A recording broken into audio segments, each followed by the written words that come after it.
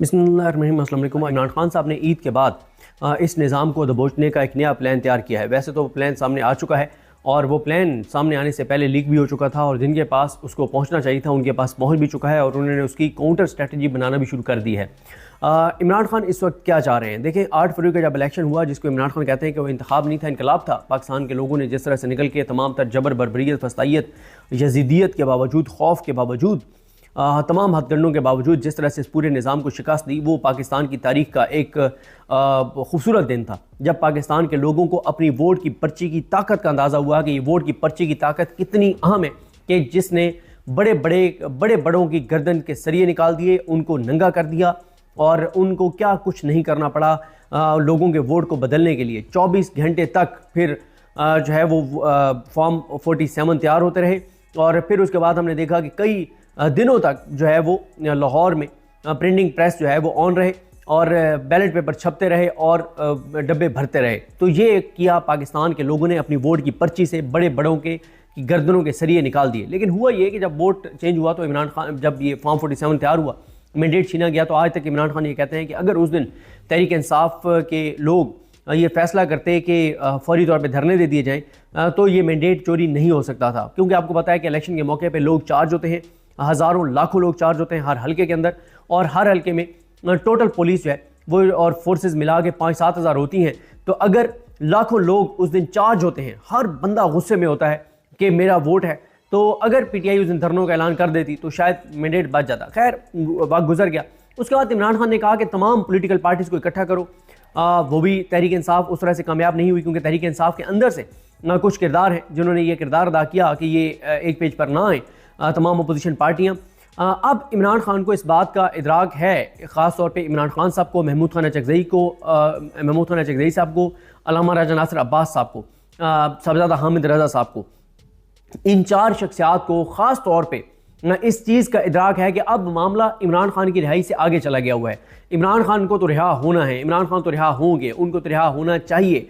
लेकिन मसला यह है कि जो केपीके में हो रहा है, जो बलूचिस्तान में हो रहा है, जो दहशतगर्दी के हालात हैं, जो लोगों के अंदर नफरतें हैं, मतलब मौलाना फजल रहमान ने असम्बली में खड़े होकर यहाँ तक कहा कि अगर बलूचिस्तान के 5-6 अजला पाकिस्तान से अलहदगी का ऐलान कर दें तो यूएनपी उसको तस्लीम कर लेगा और ये कोई हैरत की बात नहीं होगी। जो कुछ बलूचिस्तान में हो रहा है, जिस तरह से अभी परसों हमारे पंजाब के 7 पंजाबियों को, सराइकियों को, उनको यानी पंजाब के जो रहने वाले थे उनको उतार के गाड़ियों से और सिर्फ इसलिए कि उनके शनाख्ती कार्ड के ऊपर एड्रेस पंजाब का था और उनको बेदर्दी से शहीद कर दिया गया। और आप अंदाज़ा लगाएं कि जिस रात उनको शहीद किया गया उससे 2, 2.5-3 घंटे पहले वज़ीर आला बलूचिस्तान जो फॉर्म 47 के हैं, सरफराज बुगटी, उन्होंने मोहम्मद मालिक साहब को एयर वाई पे प्रोग्राम में दावा किया, मालिक साहब को इंटरव्यू देते हुए कि इंच जो बलूचिस्तान के उसके ऊपर हमारी रेट बरकरार है। और जब उनका इंटरव्यू ख़त्म हुआ तो उसके 2 घंटे के अंदर अंदर दहशतगर्दों ने 7 पंजाबियों को, पंजाब के 7 पाकिस्तानियों को, पंजाब में रहने वाले 7 पाकिस्तानियों को बेदर्दी के साथ शहीद कर दिया गाड़ियों से उतार के।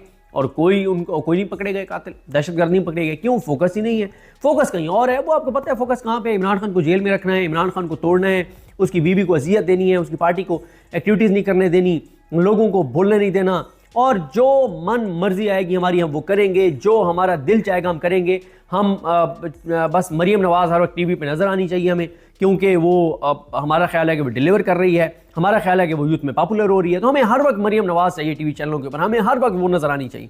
तो जब ये तरजीहात होंगी तो फिर मतलब आप देखें कितनी चीज़ें, मतलब आज आप, ये शायद हमारे लिए छोटी सी खबर है जिसमें हम बात भी नहीं करते। आज मैं इस टॉपिक पे बात करूं 10,000 लोग भी वीडियो नहीं देखेंगे। लेकिन पाकिस्तान का कितना बड़ा मसला है कि ये इस वक्त खुश साली जो बारिशें नहीं हुई और यहाँ पे इमरजेंसी नाफिज हो गई, पिंडी में पानी कम हो गया, इस्लामाबाद में ये चंद दिनों का रह गया है।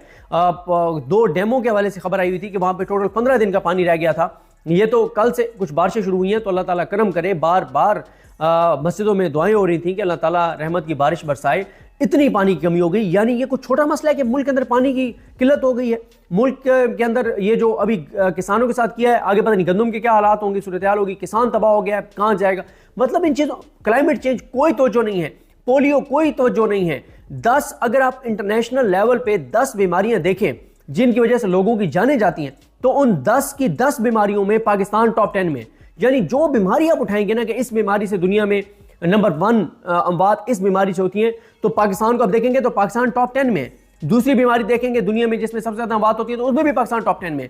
2.5 करोड़ बच्चा हमारा स्कूल से बाहर है, करोड़ों हमारे नौजवान बेरोजगार हैं, नौजवान यहां से डंकियां लगा के जा रहे हैं। कोई फोकस नहीं है कि हमने मुल्क का क्या करना है, बस टीवी चैनलों पे खबरें चल रही हैं, स्टॉक एक्सचेंज ऊपर चली गई है जाली तरीके से, इसको सेलिब्रेट करें। मरियम नवाज ने छा गई है, क्यों? मरियम नवाज को यह दिखाने के लिए कि वो छा गई है। पीटीआई की पंजाब की क़यादत को मैनेज किया गया कि पंजाब में कोई मरियम नवाज की बैड गवर्नेंस के इशू को हाईलाइट नहीं करेंगे।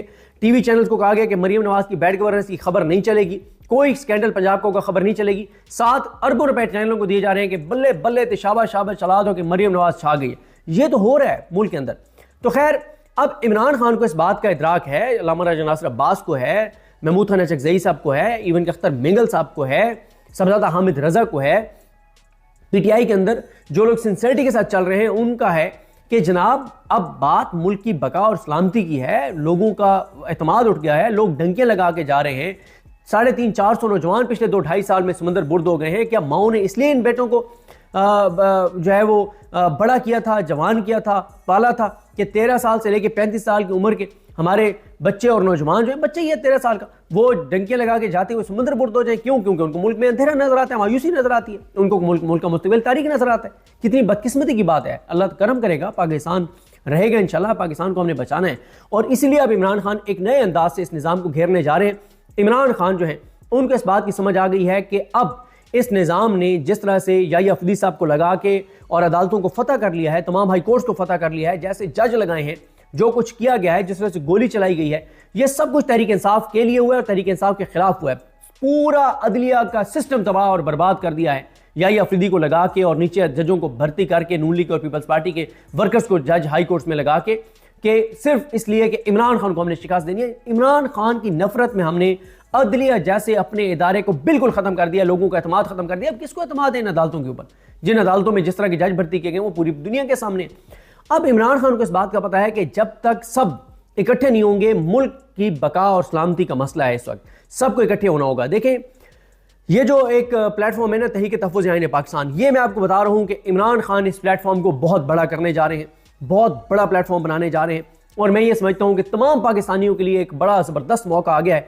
देखें मसला क्या होता है, आप आज भी देखें कि पाकिस्तान की तारीख में जो तहरीकें चली, जो बड़ी बड़ी मूवमेंट्स चली, उन मूवमेंट्स का आज भी लोग हवाला देते हैं कि मेरे दादा जो है वो, मेरे बुजुर्ग जो थे, मेरे अबा अजदाद जो थे, वो उस तहरीक में पेश थे, उन्होंने उस तहरीक में हिस्सा लिया था। मेरे दादा, मेरे नाना फलां तहरीक में गिरफ्तार होकर जेल गए थे, मेरे वालिद फलां तहरीक में पेश थे। ये हवाले देते हैं लोग। तो लेकिन लोगों के लिए ना इस वक्त अगर आप कहें लोगों ने वोट दिया पीटीआई को, लेकिन लोग वोट तो देते हैं, लेकिन ये नहीं हो सकता कि कोई आके ये कहे कि हाँ मैं पीटीआई के साथ, मैं पीटीआई में शामिल हो गया। आप कोई सहाफ़ी आपको ये नहीं कह सकता कि मैं पीटीआई में शामिल हो गया और मैं पीटीआई के साथ सड़कों पर आऊँगा, नहीं आ सकता। वो जाहिर है, वो अगर जर्नलिज्म कर रहा है, वो कैसे एक पार्टी के साथ सड़कों पर आ सकता है? गो के वो पार्टी हक पे है, उसके साथ जुल्म हो रहा है, जबर हो रहा है, वो सड़क पे रिपोर्ट करने के लिए तो आ सकता है, वो उनकी सफ़ों में खड़े होकर उनके लिए नारे नहीं लगा सकता। अब इमरान खान ने यह किया है कि वो तहरीक तहफ़्फ़ुज़ यानी पाकिस्तान को इतना बड़ा प्लेटफॉर्म बनाने जा रहे हैं कि इसमें जो अभी 2 रोज़ा एक ईद से पहले, सॉरी माह रमज़ान से पहले जो एक 2 रोज़ा सेमिनार हो रहा है, इसमें किस किस को बुलाया जा रहा है और ये अहम क्यों होने जा रहा है? इसमें जनाब बुलाया जा रहा है सियासतदानों को, सहाफ़ियों को, वकला को, रिटायर्ड जजेस को, ताजरों को, स्टूडेंट्स को, इवन के रिटायर्ड फौजियों को, रिटायर्ड ब्यूरोक्रेट्स को, शोरा को, यानी शायरों को, किसानों को, इंटरटेनमेंट से की जो शोबिस से लोग हैं उनको, स्पोर्ट्स रिलेटेड लोगों को, मुईशत से मुतल्लिक लोगों को, ओवरसीज पाकिस्तानियों के नुमाइंदों को, हर तबका फ़िक्र के लोगों को बुलाया जा रहा है। और इस प्लेटफॉर्म से कहा जा रहा है कि ये सियासी प्लेटफॉर्म नहीं है, ये पाकिस्तान बचाने का प्लेटफॉर्म है, ये आईने पाकिस्तान बचाने का प्लेटफॉर्म है। इसमें सहाफ़ी भी शामिल होंगे, इसमें शायर भी शामिल होंगे, इसमें रिटायर्ड ब्यूरोक्रेट्स भी शामिल होंगे, इवन के रिटायर्ड फौजी भी शामिल होंगे। और ये इसमें हर पाकिस्तानी, अगर आप भी ये समझते हैं कि इस वक्त मुल्क खतरे में है, हमारे आने वाली नस्लों की बका खतरे में है, हमारे मुल्क की बका और सलामती खतरे में, आप भी सुनने वाले, आप भी तहरीक तहफ़्फ़ुज़ यानी पाकिस्तान के साथ आए, क्योंकि तहरीक है,